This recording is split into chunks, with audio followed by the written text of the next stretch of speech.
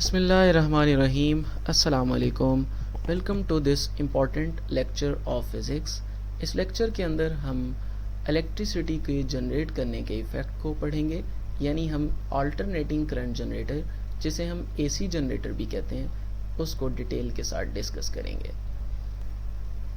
So what is AC generator? AC generator एक generator किसी भी ऐसे डिवाइस को कहते हैं जो किसी मैकेनिकल एनर्जी को कन्वर्ट करता है इनटू इलेक्ट्रिकल एनर्जी। और एसी जनरेटर मींस ये जो इलेक्ट्रिकल एनर्जी यहाँ से जनरेट होगी that will be in alternating current form. AC generator का जो वर्किंग प्रिंसिपल है that is based on the phenomena of Faraday's law.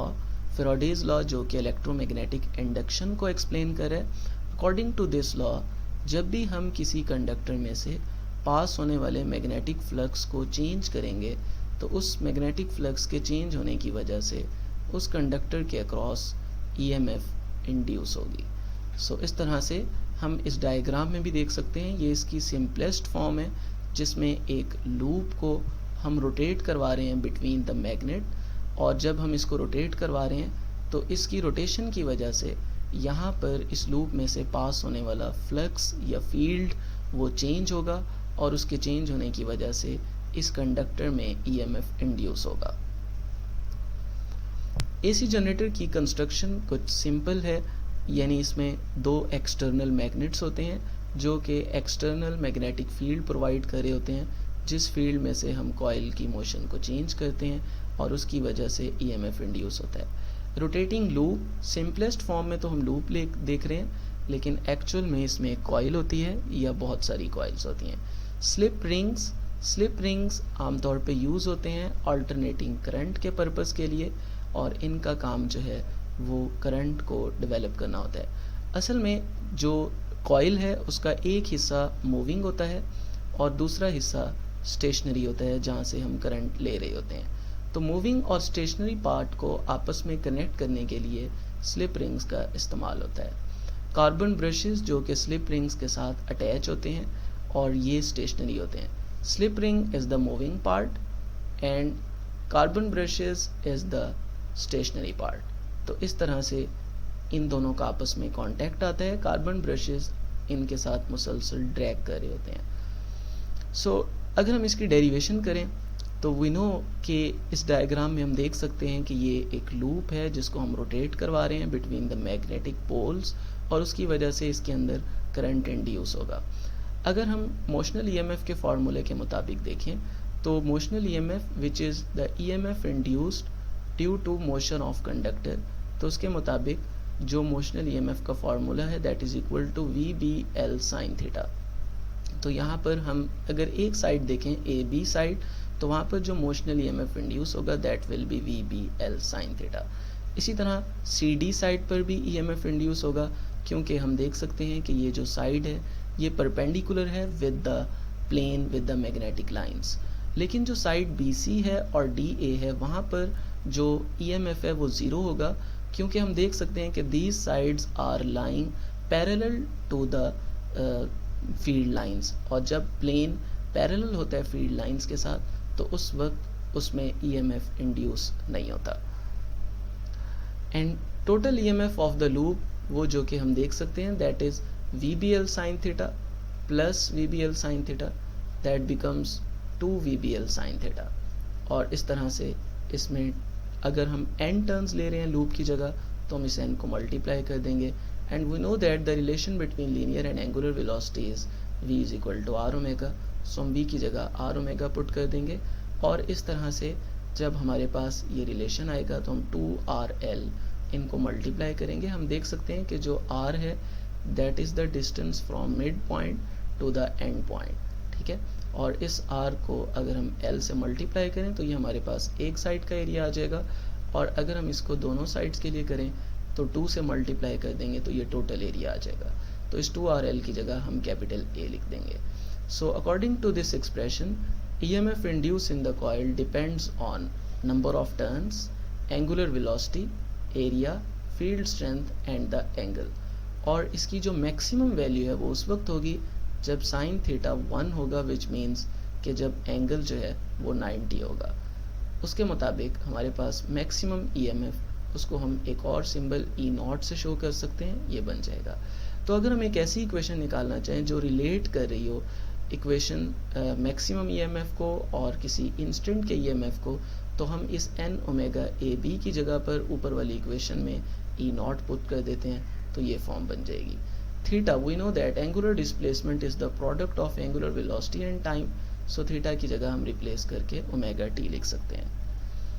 सो अगर हम करंट की वैल्यू फाइंड करना चाहते हैं तो current is equal to EMF over resistance, और ईएमएफ की जगह हम ईएमएफ की वैल्यू पुट कर देंगे और रेजिस्टेंस की वैल्यू से इसको डिवाइड कर देंगे। EMF over resistance is equal to current, so I will be equal to I not sine omega t, और ओमेगा की वैल्यू यहाँ पर 2 पाई एफ है, सो ये इसके इक्वल आ जाएगा।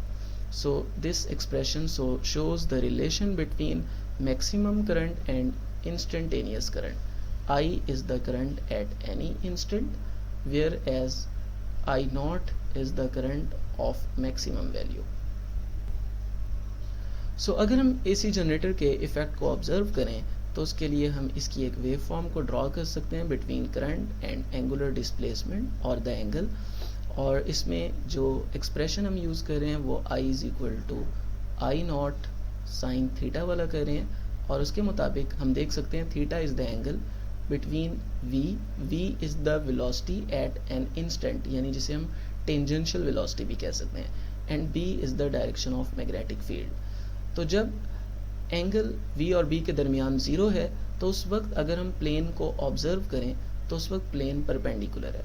प्लेन परपेंडिकुलर का मतलब ये है कि पोल्स नॉर्थ और साउथ के दरमियान में ये प्लेन इस तरह से लाई कर रहा होगा और ये परपेंडिकुलर होगा, और अगर हम इस फार्मूले के मुताबिक I is equal to I not sine zero की वैल्यू पुट करें तो sine zero is equal to zero, so overall current will become zero. इसी तरह जब हम एंगल 90 लेंगे तो उस वक्त एंगल तो 90 होगा between velocity, tangential velocity and magnetic field, लेकिन ये जो प्लेन है this will become parallel to the field lines, और इस तरह से मैक्सिमम करंट इसमें से पास होगा according to this expression I is equal to I not sine 90, sine 90 is 1, तो इस तरह से आई नॉट बच जाएगा। अगेन 180 पर साइन 180 ज़ीरो होता है, प्लेन दोबारा परपेंडिकुलर होगा और उस वक्त करंट ज़ीरो हो जाएगा। और जब हम एंगल 270 लेंगे तो साइन 270 इज इक्वल टू -1, तो इस तरह से एक्सप्रेशन के मुताबिक ये आई नॉट इंटू -1 और ये माइनस आई नॉट आ जाएगा, यानी नेगेटिव मैक्सिमम। सो इस और जब ये फुल राउंड कंप्लीट होगा 360 डिग्री पर तो अगेन प्लेन परपेंडिकुलर होगी, लेकिन हम 360 के लिए साइन 360 अगेन ज़ीरो, तो आंसर ज़ीरो हो जाएगा। तो हम देख सकते हैं ये हमारे पास वेव फॉर्म आ जाएगी, स्टार्ट में करंट ज़ीरो, बाद में positive maximum I naught at an angle π/2 या जिसे हम 90 डिग्री कहते हैं, दोबारा फिर जो है 180 पर ये ज़ीरो हो गया, ठीक है, और अगेन ये negative maximum which is minus I not, और फिर ये दोबारा ज़ीरो हो गया। सो इस तरह करंट अपने आप को चेंज कर रहा है between positive maximum and negative maximum, और एक साइकिल के अंदर ये 3 मरतबा ज़ीरो हो रहा है।